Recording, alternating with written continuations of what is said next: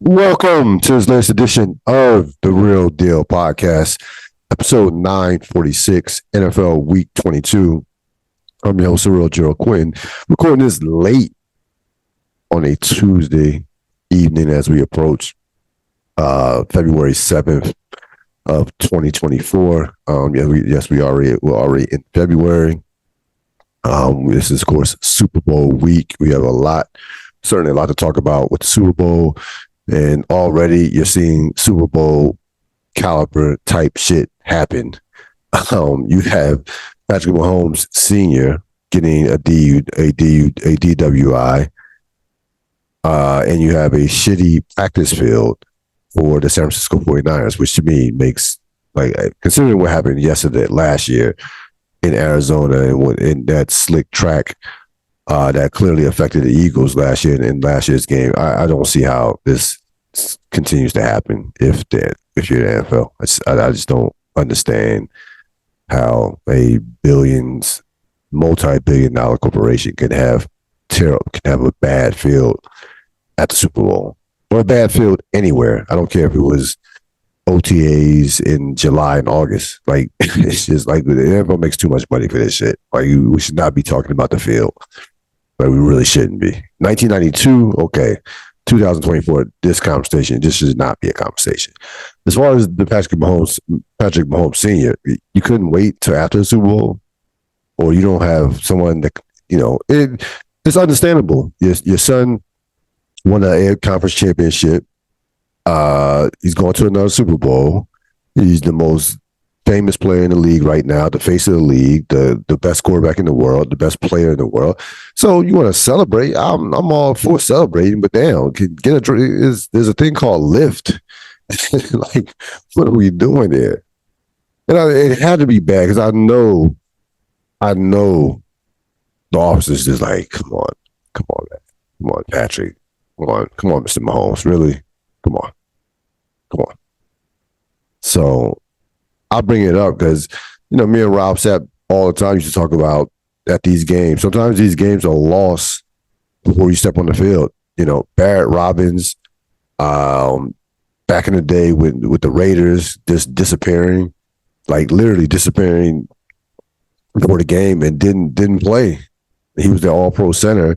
And, I'm sorry. I mean, I'm sure that had an effect on the Raiders getting their asses kicked, besides the fact that Tampa Bay knew all their plays.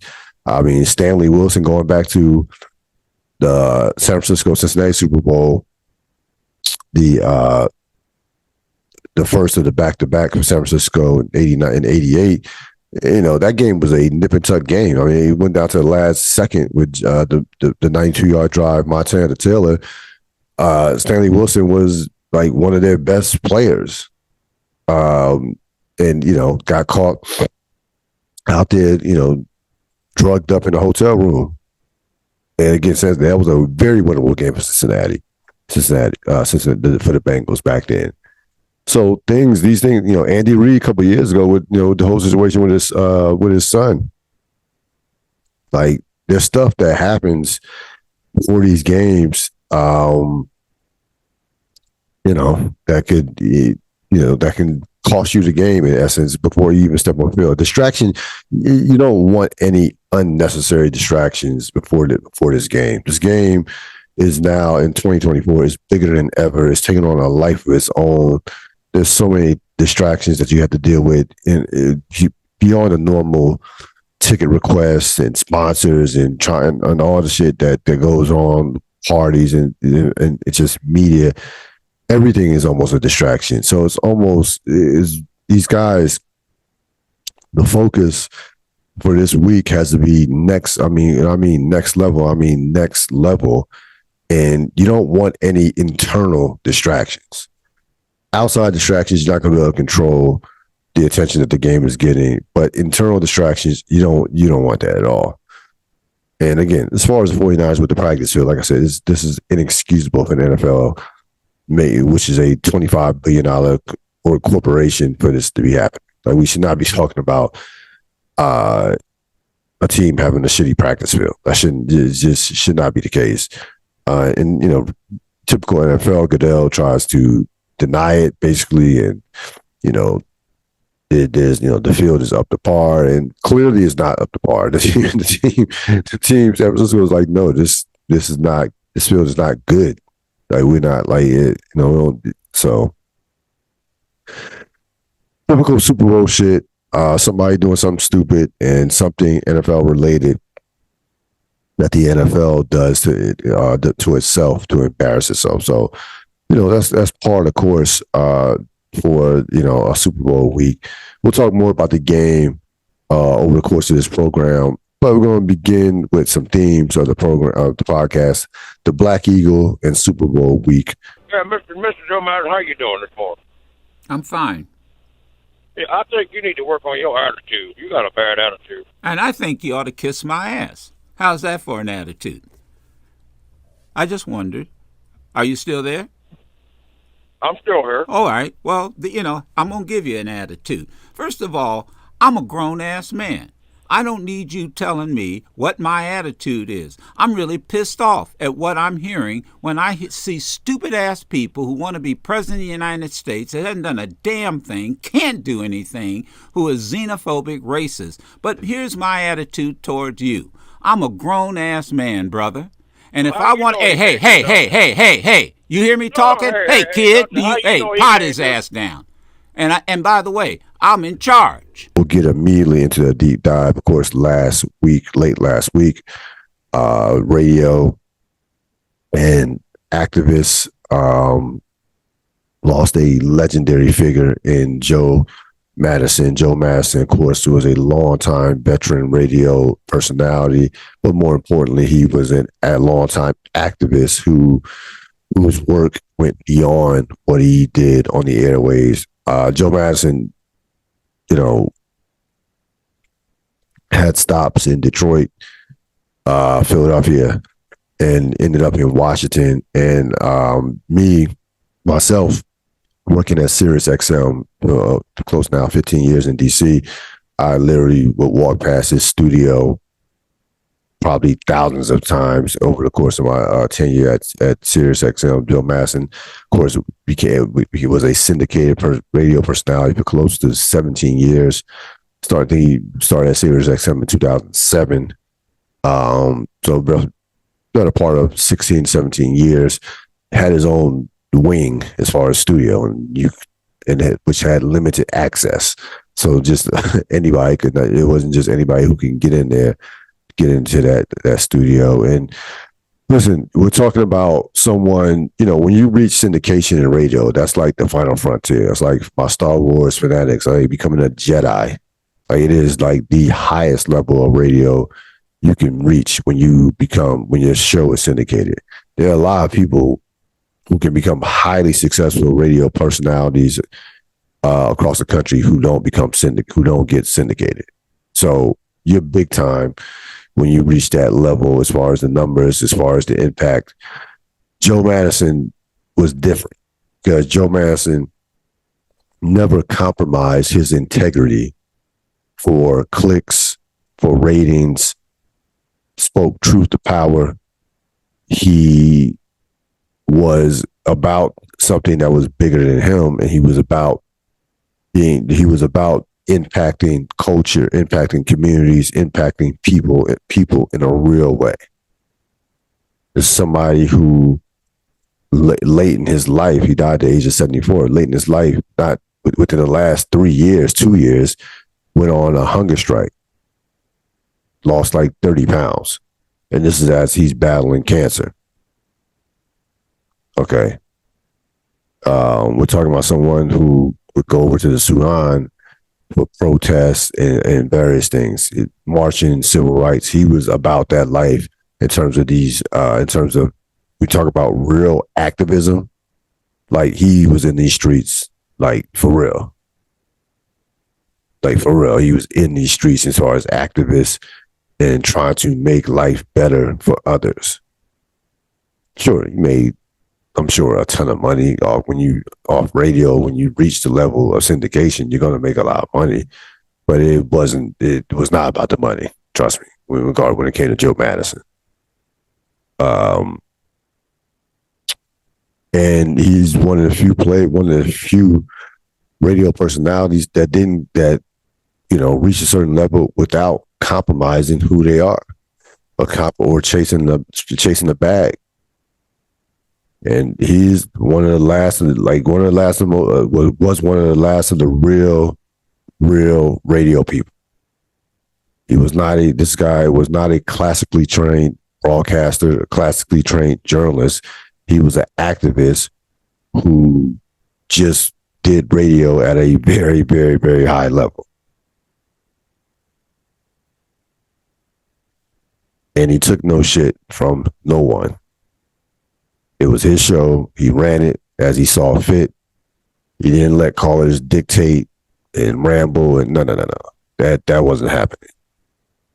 You came on the Joe Madison show, you better come correct, or you will get embarrassed. Period. Now, he did not let callers dictate his program. Just didn't happen.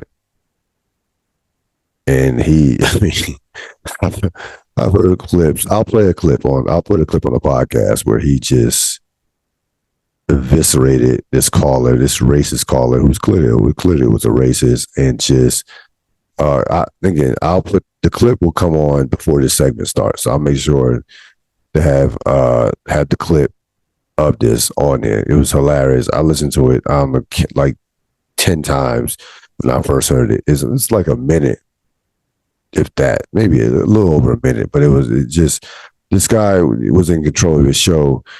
And again, in 2024, there are not too many radio personalities like this who tell the truth, don't compromise their integrity, who are not chasing the bag, who are not about likes and clicks and about clout chasing. That is a rare thing right now. And in the last decade or so, I mean, Tom Joyner has retired. You saw Russ Parr move on. You saw, Donnie Simpson kind of move on. I don't think Donnie Simpson retired though. I think he just moved on from that from the station. So there is a new generation of radio personalities that are either here or upcoming. And again, Joe Madison was one of the last of the real radio personalities who did not care about popularity. It wasn't sure. I mean, everybody wants to get ratings. If you're in that business, you only become syndicated if you've gotten ratings. So he clearly was somebody that was getting great ratings, but it wasn't at the behest of his integrity. It wasn't out there jumping outside of his skin, trying to be something that he wasn't. He was somebody who, and he said, someone once told him, to be successful, you got to be original, authentic, and daring. And he was more activist than he was a journalist, period. Like that's all there is to it. And he, like I said, you talk about speaking truth to power. It's one thing to say it, but to actually live it is another thing. Clearly ended up in the Radio Hall of Fame, I believe in 2019. And again, you're talking about a guy who just, was not afraid to call you out, was not afraid to ask tough questions as an interviewer, and really looked out for other blacks in the radio space. Tells a story once about, a station wanting to hire him, but said that he was not going to take the job if it cost another black. He was not going to replace another black person. He said he just wouldn't take the job. So I would love the job, but not at the sacrifice of at the expense of another black person in radio. And remember, when he comes along, and this had been like because I initially in my career, early in my broadcast career per se, before podcasting came along, I wanted to be a a sports talk radio host. And you looked around the country, there are not that many brothers in radio in major markets. They're just, we would be producers and board ops and have those type of positions, but not on air. In terms of on air talent, it just was not that many blacks. We all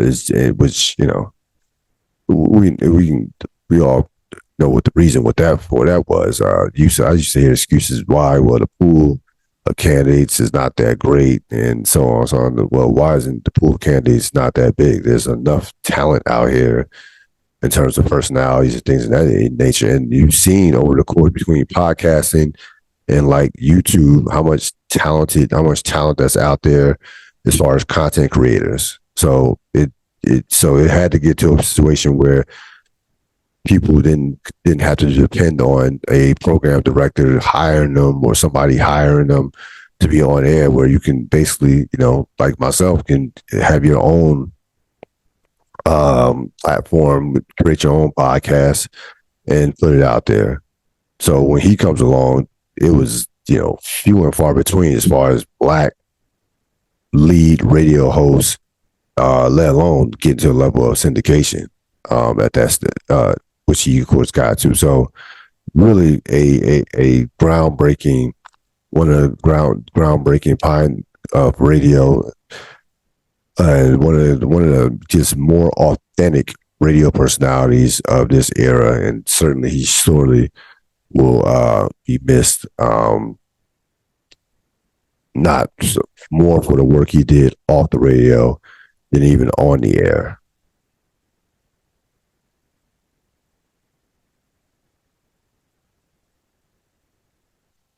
We're going to transition to Super Bowl 58,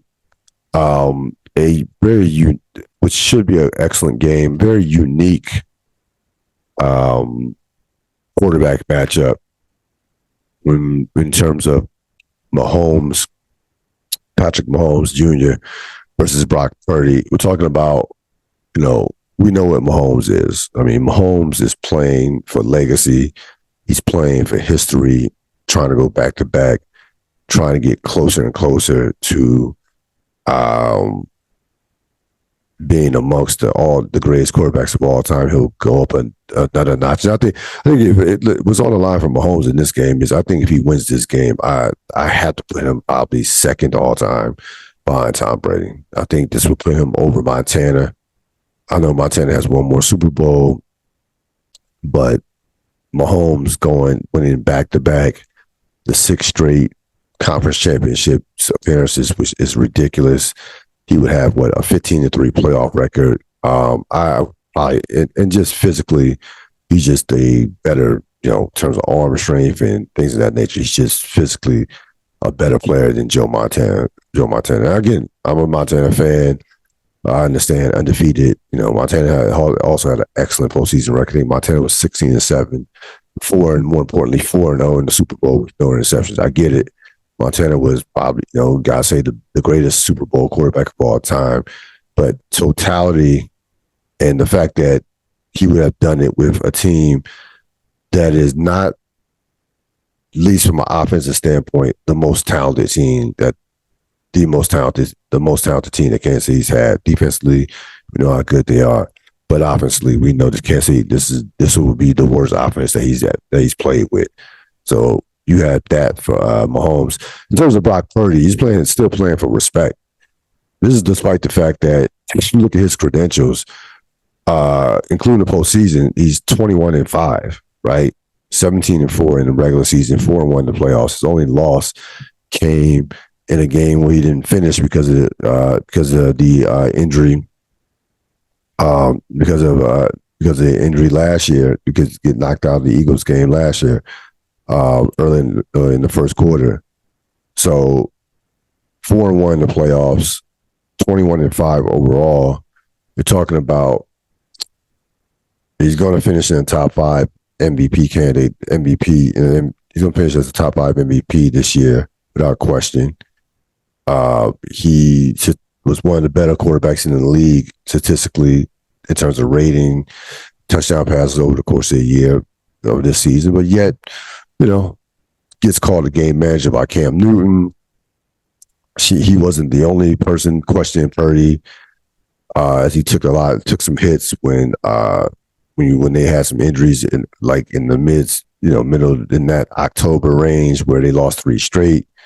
You can't win without weapons and so on and so on. He's done in the playoffs again is come up big when he played well, when he's had to play well. Has he been great in the playoffs? No, but he's made plays when they've had to be made. And the bottom line is, this was a guy who again was Mr. Irrelevant. He's not even supposed to be here. So, 2 different quarterbacks with 2 different types of pressure on them.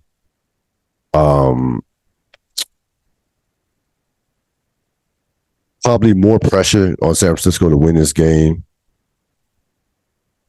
considering, decisions that they're going to have to make, because Purdy is going to get paid.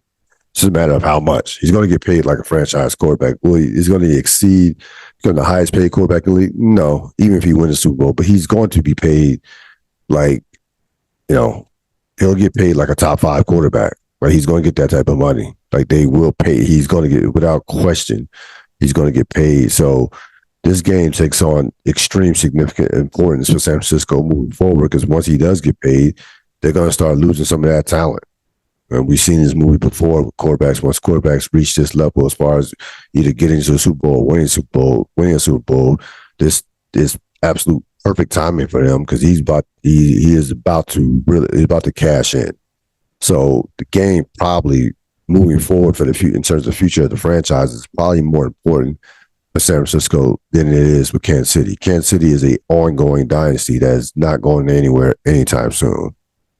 And they have a young defense. They have the best quarterback and the best coach in the NFL. They will without question be back multiple times in the next 5 to 7 years, without question.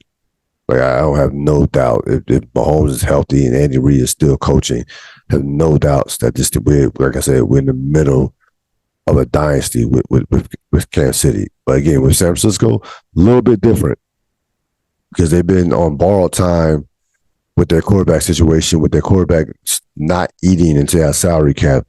That dynamic will change after this season, after Sunday evening.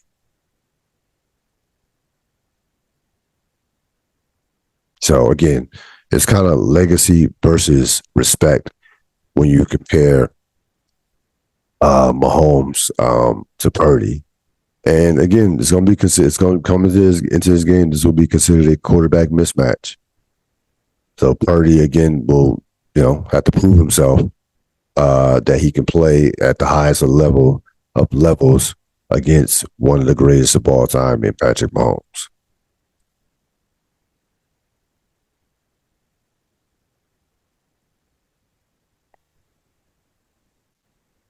Who won the week? With no NFL, I went NBA. The New York Knicks have been one of the best stories of this basketball season, without question. Things have changed once they made the trade and became even a much better defensive team. Getting rid of R.J. Barrett, who never really fit in ever since he was drafted. Jalen Brunson has played like an All-NBA guard. He should have started also. He should have been the lead guard. He should have been starting the All-Star game, frankly, over Damian Lillard. But fans are like fans, and fans kind of messed that up. Listen, the Knicks had been a laughingstock for the better part of 20 plus years. The Knicks culture right now, how they're conducting business right now, is great. It's smart.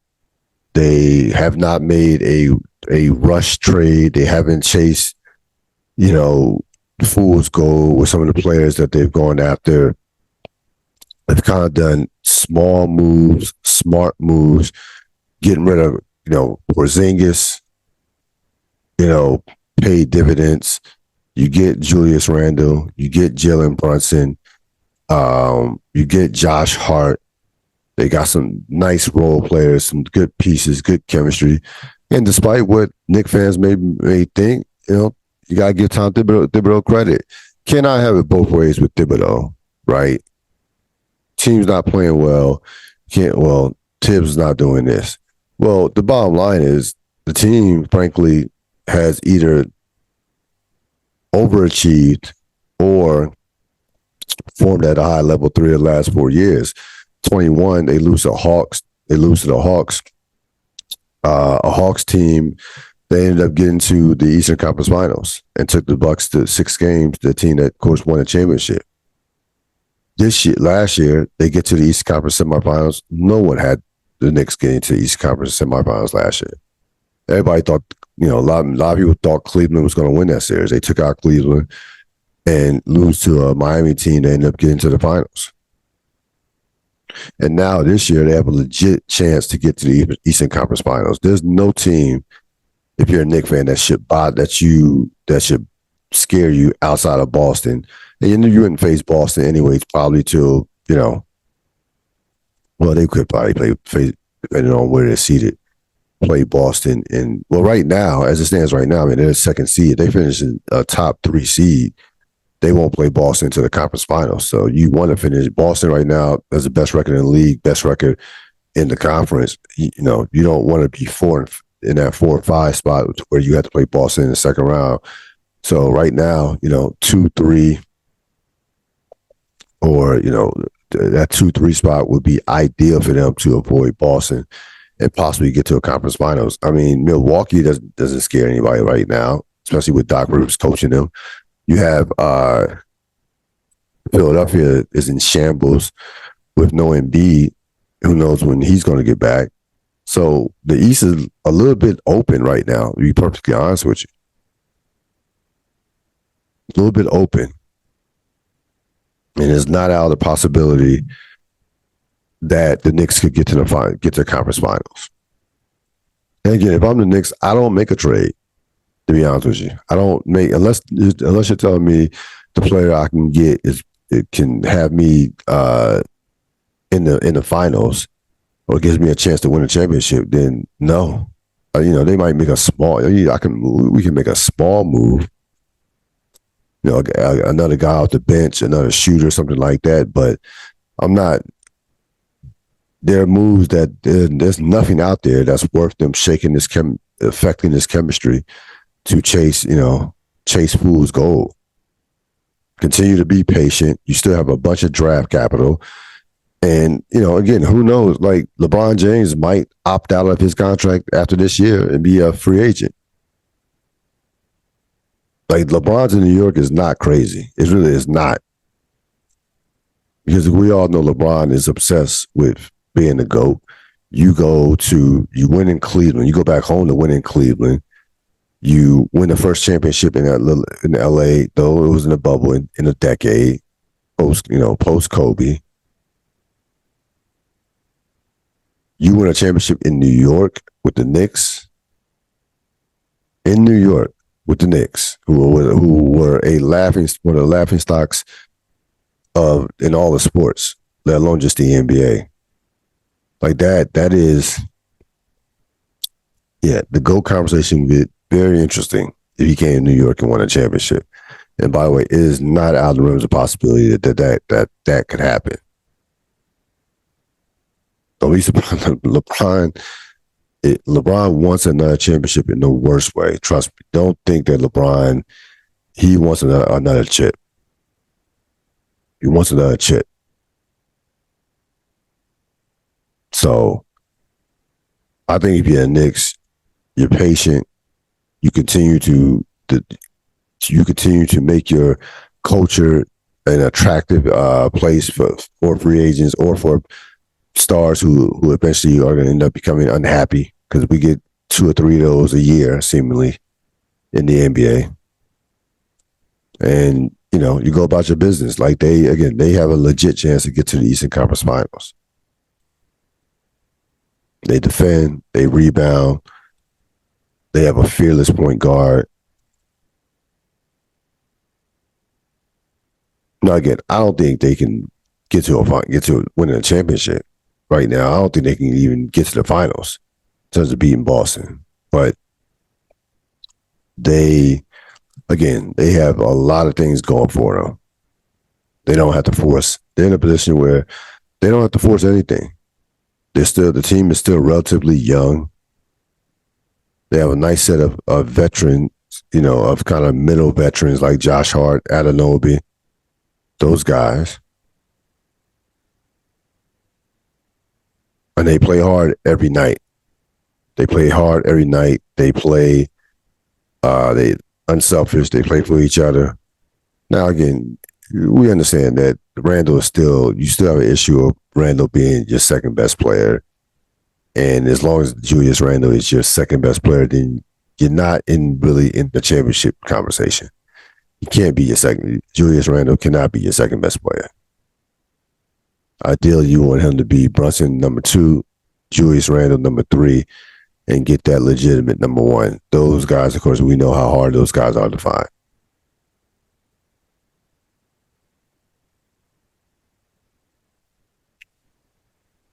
So we'll see what happens with the Knicks. I don't expect them to make a deal. Nothing would surprise me, but I don't expect them to go out there and make a game-changing type deal to try to, unless that guy's going to bring them a title, and there's nobody out there like that right now. Forget about Jimmy Butler. Jimmy Butler is not.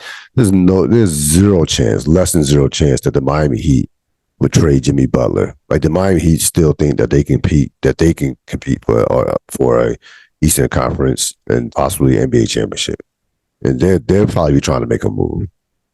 So they're not going to help out the Knicks by trading their best player. What are we talking about here? That's zero chance of that happen. I mean, zero chance of that happen. Miami basically has the same record now as they did last year at this time. They're postseason. They're built for the postseason.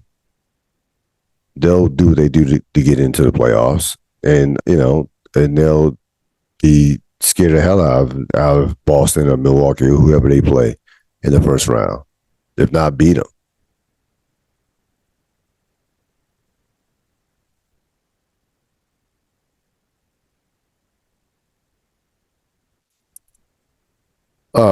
Before we get to the Super Bowl preview and go around the NBA a little bit.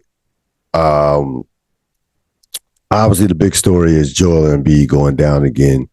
He was diagnosed with a displaced flap of his meniscus in his left knee. He has a surgery.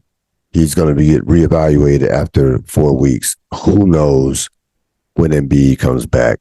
Like, I can see a scenario where he'll be back before the playoffs, possibly. I can see a scenario where he misses the rest of the season, including the playoffs. All of it is on the table. This guy just can't catch a break. I mean, he literally was playing some of the best basketball you've seen a player in the regular season play in years. You're talking about having a historic season where he's basically averaging 36, 11, and 5 on just insane, on efficient shooting, doing what he does, still dominant defensively.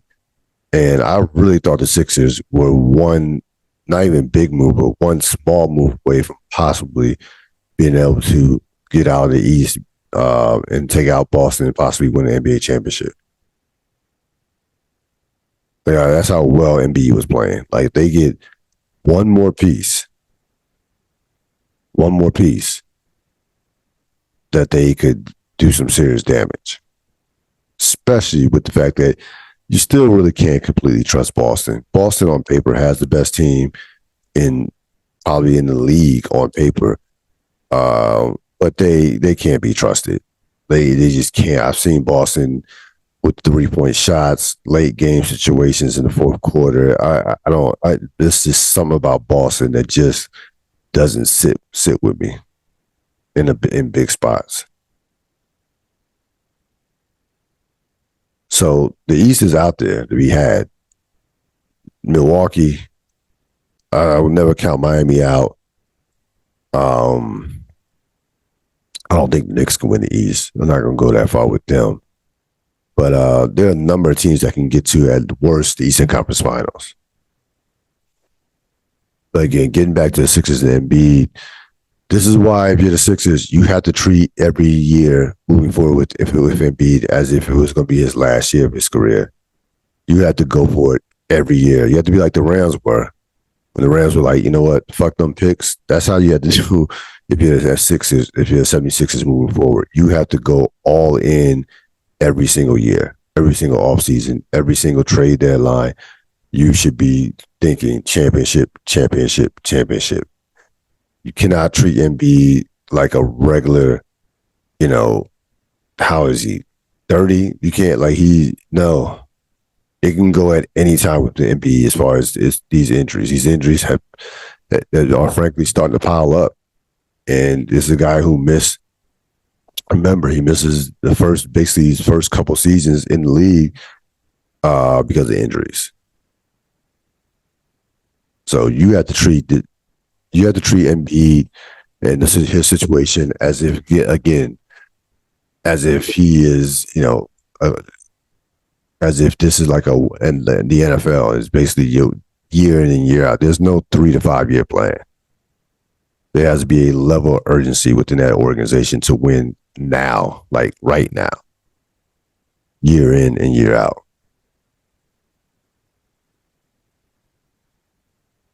Because, Embiid, like I said, Embiid, he has had a share of these injuries now. They keep piling up.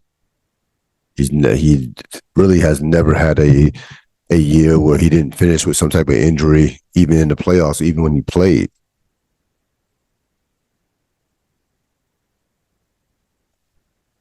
So the Sixers are going to treat their off seasons, treat these trade deadlines as if they're the ultimate win now team. Period. They gotta kind of act like the Lakers. Because even at 39, LeBron is probably in better physical condition in terms of with his body than Embiid is. And again, I don't know. Listen, these injuries can happen, especially with big men. And the guy, Embiid is 7'1", 280, and he just has had a litany of injuries, and it doesn't seem like, I don't see as he gets older, these injuries all of a sudden start to go away.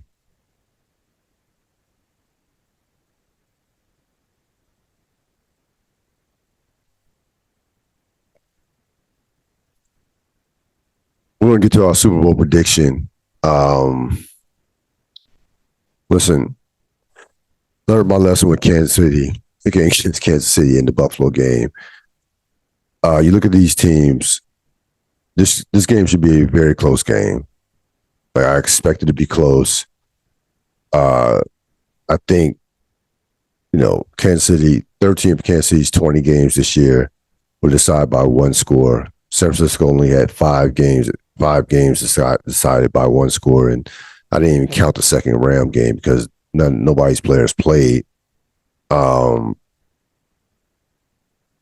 City is very comfortable in a close game. They have one of the top kickers in the league. Of course, we know what Mahomes brings, and they have an excellent defense. And that's where I think that will be the difference in this game. San Francisco defensively ranked 24th on third downs, 16th, which is middle of the pack as far as red zone defense, compared to Kansas City's defense ranking 10th against opponents' third down conversions and 8th in red zone defense. So chances are you might move the ball against Kansas City, but you're going to end up kicking a field goal. And not one game this year has Kansas City's defense given up more than has given up 30 points. The most points that defense has given up is, I believe, 24. Now it's the Buffalo, and it was another game, Denver. The Broncos scored 24, and then just that wacky Thursday night game when it looked like, it was just a strange game that Kansas City played. They had beaten Denver earlier, played Denver like twice in 3 weeks. And they came out flat as a pancake and lost 24-9. Their defense has not given up more than 24 points in any game this season.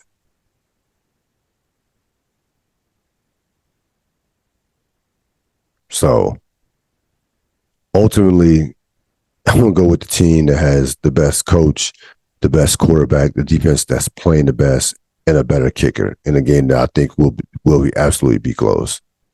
And I'll say Kansas City will win this. I would say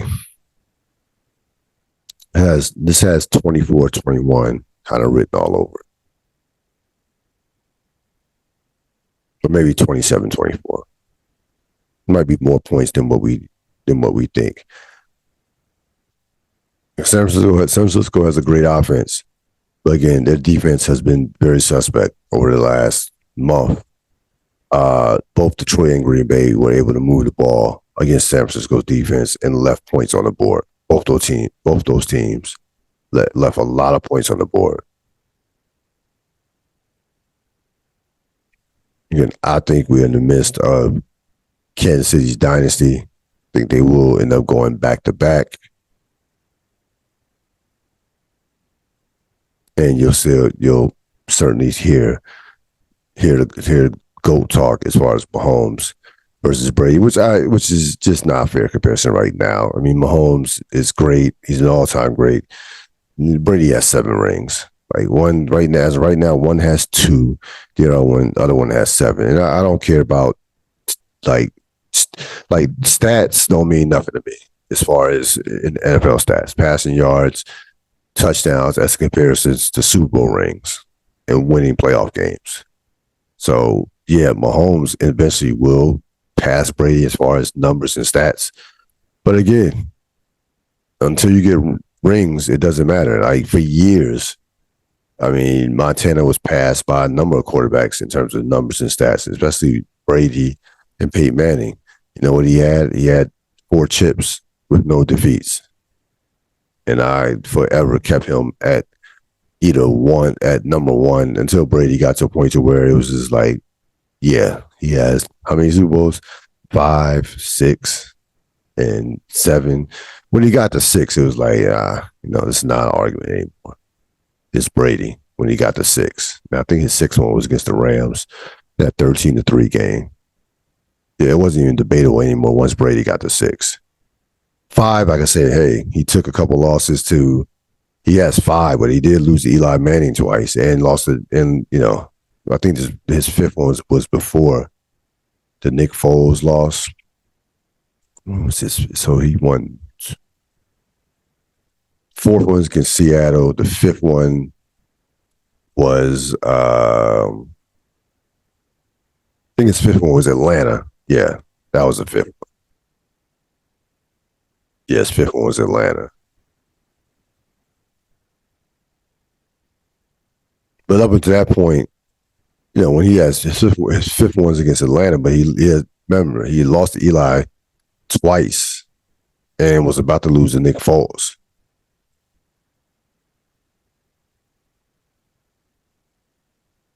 So let's hold. We need to hold off on the GOAT talk. Just wait. Let Mahomes at least get 4 or 5 before we seriously discuss that conversation. But again, I think that looking at this game, I just think that Kansas City has too many things in their favor. Like they know how to win. We know they know how to win. Again, San Francisco has a few guys that were on that team. That was on that team a couple of years ago. Brock Purdy was not on that team. It wasn't in that game. I just get a sense that your first time there, that's things could get a little tight. Your first time there versus a quarterback who now Mahomes is now it's going to be his 4th Super Bowl appearance, which is ridiculous. Before 4 appearances before the age of basically before the age of 29, by the age of 28. So I think Kansas City wins a close game. I think they love close games. San Francisco not so much in terms of winning close games. Most of their wins were just ass whoopings. But think San Francisco, will be able to stay in this game. It's not going to be a blowout by any stretch of imagination. I'd be shocked if this game wasn't a one-possession game in the fourth quarter. Shocked. Completely shocked. How far we've come with Will Smith and them, Jazzy Jeff and the Fresh Prince, winning their first Grammy in '89 and boycotting because it wasn't televised. And then they went to like a hotel and watched the Grammys. I didn't even understand what wasn't a great boycott. We're here. But then, '98, I took a page out of their book. I was nominated for the Best Rap Album, and DMX had dropped 2 albums that year. They both were #1. Shout out to DMX. And he wasn't nominated at all. So I boycotted, and I watched the Grammys. I'm just saying, we want y'all to get it right. As far as real thoughts, got a few real thoughts on the Grammys, which I've never really given a shit about for the past 20 years. Like, I've not watched a Grammy show since Outkast won for Best Album with The Love Below and Speakerbox in 2004. That's the last Grammys I watched. So that was like, that's 20 years ago. Let me begin with Jay-Z. Jay-Z comes on with Blue Ivy. He wins a Dr. Dre Global Icon Award, some shit. It's some award that just came about within the last couple of years. To me, they gave the award just so they can get Jay-Z to the Grammys.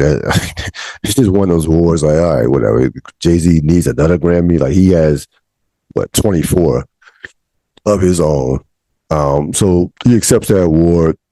Then he goes into this speech where I think he was trying to be controversial and respectful at the same time.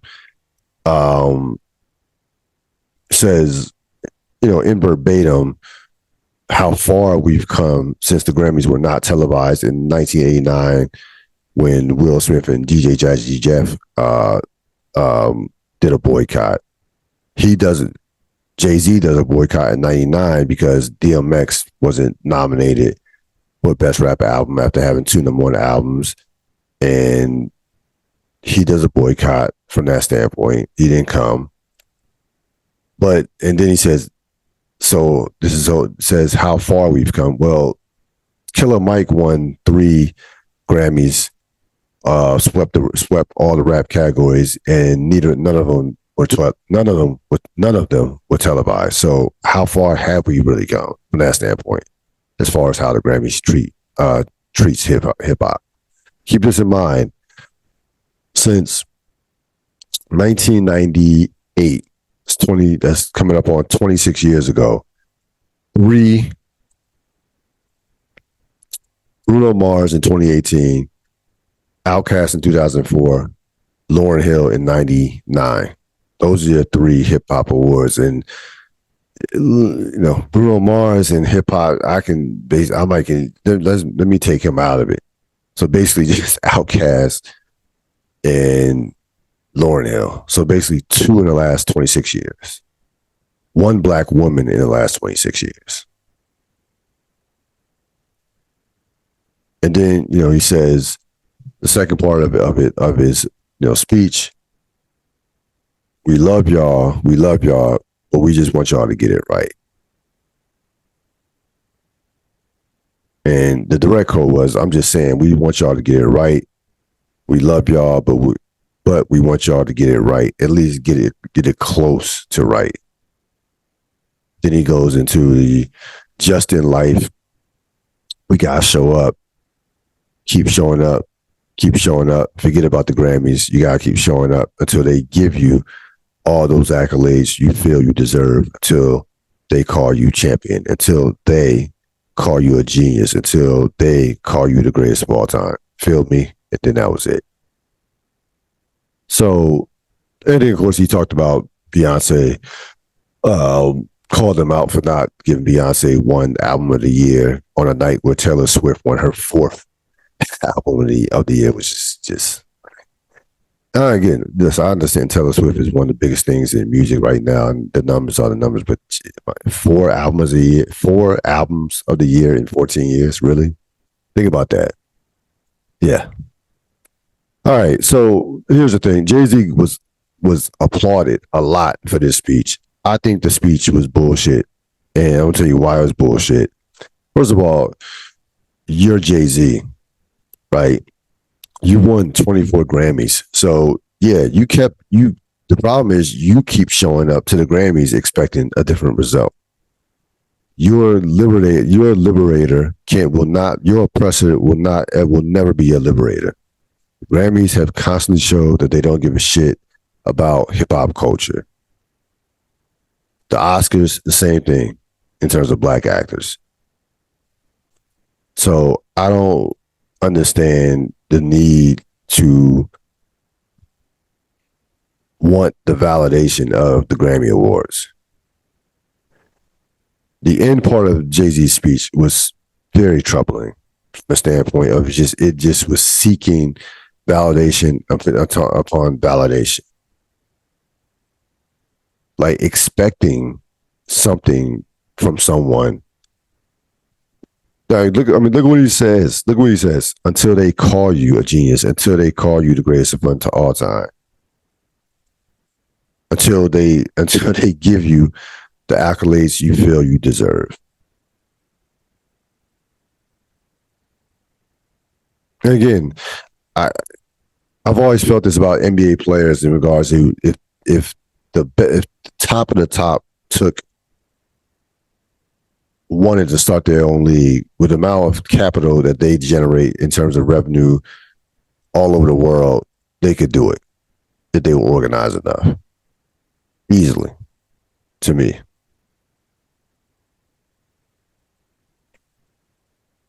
In music, there's no it'd be way easier for the top musicians in hip hop to start and have their own awards. Very easily. Very easy. It wouldn't take anything for that to happen. So again, I don't understand why the Grammys, why hip hop continuously shows up for the Grammys when the Grammys continuously shows hip hop their ass or the back of their hand.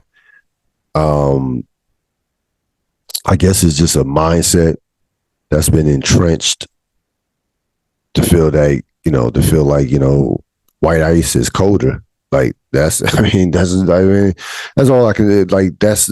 all I can say about it. Like you easily hip hop culture can easily do their own thing as far as these award shows. Easily do their own thing and get sponsors and put money behind it.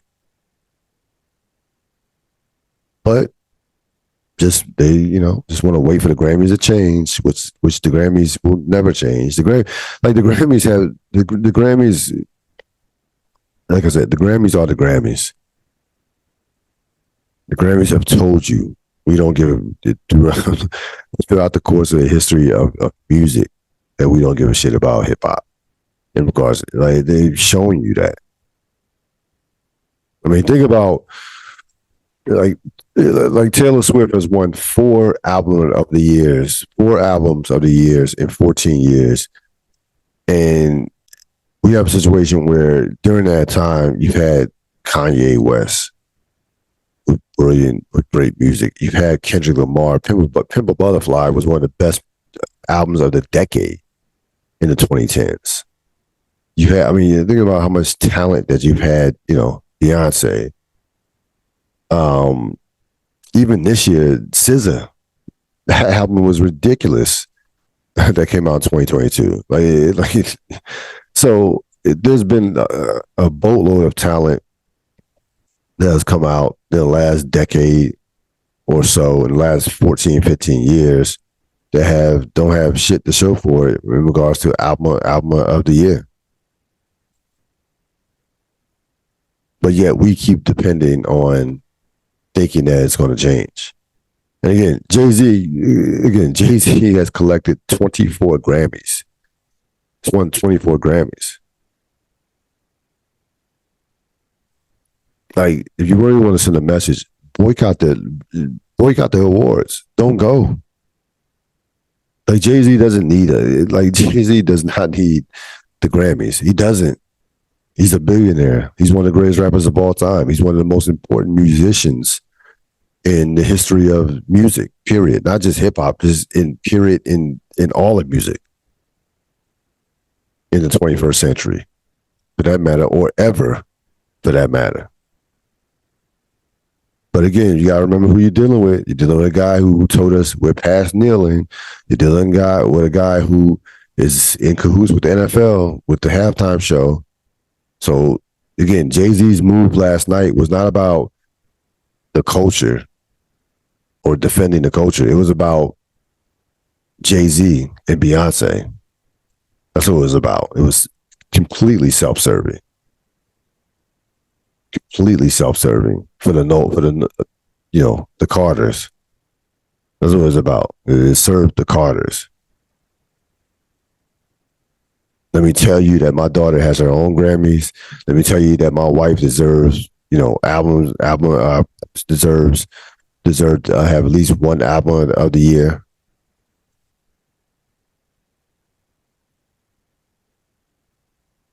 And make it seem like I'm really saying something deep and profound. It wasn't. And I wasn't fooled by it at all. So that was that from that standpoint. As far as the Killer Mike situation goes, some new stuff came out today that says that he allegedly pushed a lady security guard when he was trying to go around her after she asked him for his ticket. First of all, if he put hands on a lady, you can't, if this is true, and again, this is allegedly, if this is true, then he's dead wrong. Like, you can't, that's how, you can't operate like that. You can't put your hands on a woman in any shape, way, or form, if that's true. Do you think Taylor Swift needed a ticket to the Grammys? That's the thing I thought about too. Like, what, a ticket? This is a guy who's nominated for 3 Grammys, who won 3 Grammys. Like, I think people should know who Killer Mike, if the Grammys should know who Killer Mike is. Like, why did he need a ticket? What are we doing here? He's one of the artists that is nominated. Like, what? A ticket? I've never heard no shit like that. I've never heard of anybody being arrested at the Grammys inside the building. I've never ever in any award show I've ever heard this. You've seen people get at an after party or the parking lot, something like that, during the show, as the show is going on, in the place, in the actual venue. Like, I've never seen no shit like this in my life. Again, I like to wait till things come out, and some things are starting to seep out. When it first happened, you heard Mike say, Killer Mike said that it was an overzealous security guard. So you had that part of the story. Now, allegedly, the lady has bruises from him pushing her down on the ground and what have you. He was arrested. So I don't know. Like, again, if he did put hands on the young lady, then he deserved to get arrested. It's just that simple. But who knows what happened without video cameras. Which, by the way, there should be some, like, in 2024 in the Crypto.com arena, Staples Center, there should be, if this happened, it should be on camera. Like that, I'm waiting for that to come out as well. It definitely should be on camera in 2024. So we'll see what happens with that situation. But again, I was not fooled by the Jay-Z that speech at all, and neither should you have been fooled by it. That's going to wrap it up for this latest edition of the Real Deal Podcast. Have a great Wednesday morning or Wednesday all together, and have a great rest of your week. I will see you next time. So long.